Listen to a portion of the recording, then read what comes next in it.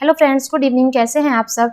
तो आज मैं आपको एसएसटी का सीरीज़ थर्ड आपके लिए ले आई हूँ। आपका 2020 क्वेश्चन का आपका सीरीज़ सिर्फ एसएसटी के लिए चल रहा है कि आप पूरे चैप्टर के साथ साथ अगर आप क्वेश्चन की प्रैक्टिस करते हैं तो आपका जो कन्फ्यूजन है वो ज़्यादा अच्छे से क्लियर होगा।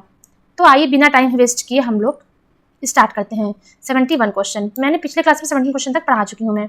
चलिए आइए, निम्नलिखित में से किसको भारत में राज्य का पहला नागरिक कहा जाता है? राज्य का पहला नागरिक कौन होता है? राज्यपाल होता है। ठीक है, राज्य और राज्यपाल। 72 क्वेश्चन पे वर्तमान लोकसभा 2014 के बाद कौन है वर्तमान लोकसभा?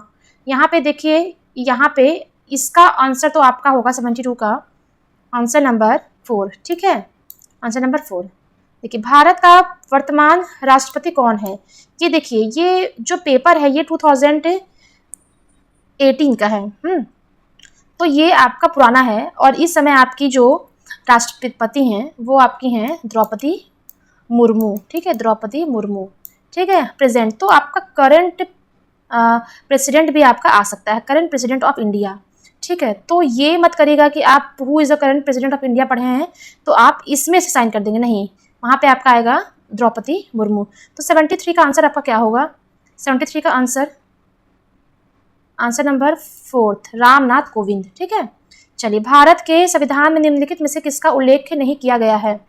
भारत के संविधान में किसका उल्लेख नहीं हुआ है? 74 क्वेश्चन, आंसर नंबर 3 राजनीतिक दलों के नाम का उपयोग उल्लेख वहाँ पे नहीं हुआ है। 75 क्वेश्चन पे आइए, राज्यसभा में सदस्यों को कौन नामांकित करता है? राज्यसभा में सदस्यों को कौन नामांकित करता है? Who nominate member to the Rajya Sabha? 75 question का होगा राष्ट्रपति, द प्रेसिडेंट। 76 क्वेश्चन पे आइए, निम्नलिखित में से कौन भारत की संविधान सभा का अध्यक्ष था?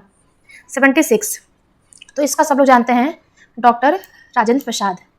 निम्नलिखित में से कौन भारत का एकमात्र भारतीय गवर्नर जनरल था? गवर्नर जनरल, कुछ चीज़ों को आपको याद करना पड़ेगा, तो ये सब जो आंसर है आपको ये याद करने पड़ेंगे और ये आपके फैक्चुअल क्वेश्चन हैं। लेकिन अब फैक्चुअल क्वेश्चन आपके आते नहीं, अब स्टेटमेंट बेस्ड क्वेश्चन आते हैं। हाँ, लेकिन तो भी आपको प्रीवियस से प्रैक्टिस करना है, यहाँ से क्वेश्चन आ सकते हैं। 77 का आंसर है आंसर नंबर 4 श्री राजगोपालचारी। 78 भारत का संविधान कब अपनाया गया था?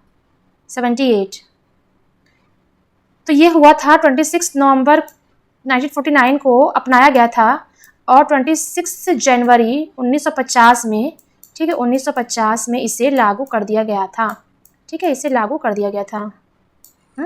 चलिए, 79 क्वेश्चन पे आइए, निम्नलिखित में से किसने भारत की रियासतों को एकीकृत करने में निर्णायक भूमिका निभाई है?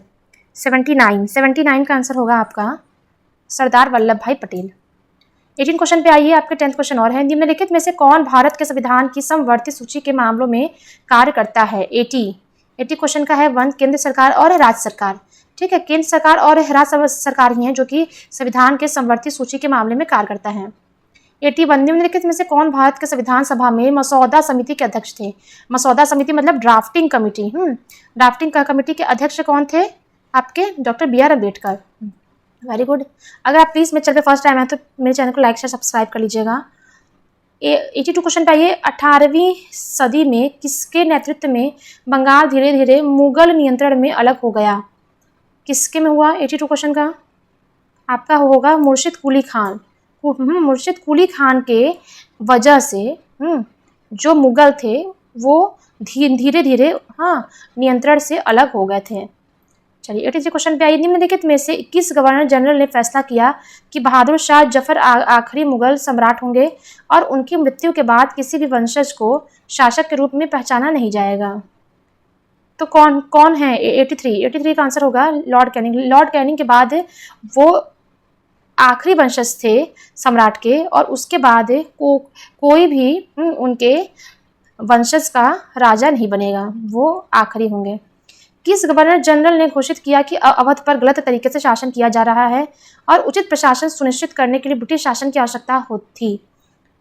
तो कौन है ये ब्लेम जो है, ये इल्ज़ाम कौन किया था? किस गवर्नर जनरल ने घोषित किया था ये? 84 क्वेश्चन का है आंसर नंबर 3 लॉर्ड डलहौजी ने। कानपुर में किस शासक ने खुद को पेशवा कहा था? 85 क्वेश्चन का है नाना साहेब में ये कानपुर के थे और उन्होंने खुद को पेशवा कहा है। चलिए, कारखाने के विषय में पढ़ाने के लिए किस सबसे उपयोगी विधि होगी? एक कहानी सुनाना, किसी विशेषज्ञ को निमंत्रित करना, किसी औद्योगिक कारखानों की यात्रा आयोजन करना, एक डॉक्यूमेंट्री फिल्म दिखाना। तो अगर हम किसी को फैक्ट्री विजिट करना है तो उसमें सबसे अच्छा विधि होगा कि वहाँ पे जाके उसके बारे में उसको देखा किया जाए। ठीक है, तो 86 का आंसर होगा आपका आंसर नंबर 3। चलिए, एडुसेट से क्या अभिप्राय है? एडुसेट से क्या अभिप्राय है? तो 87 का आंसर क्या होगा? ये एक मानव निर्मित भारतीय उपग्रह है, a man made Indian satellite. ये मैं आपको ज्योग्राफी में पढ़ा चुकी हूँ।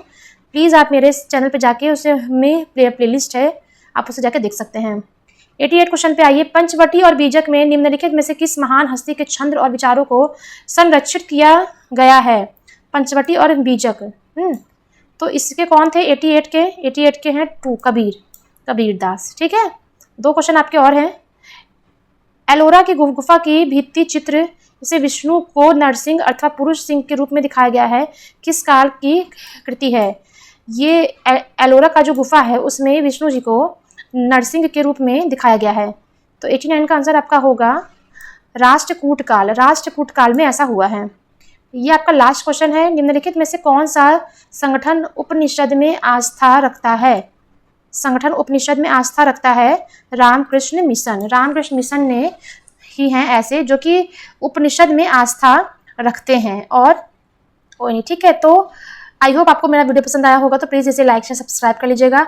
कल मैं आपका इंग्लिश का सीरीज़ स्टार्ट करूँगी, ठीक है, कि इंग्लिश के पैटर्न को कैसे इंग्लिश के पैसेज को कैसे सॉल्व करते हैं। तो चलिए, आज के लिए बस इतना ही। Bye bye, thank you.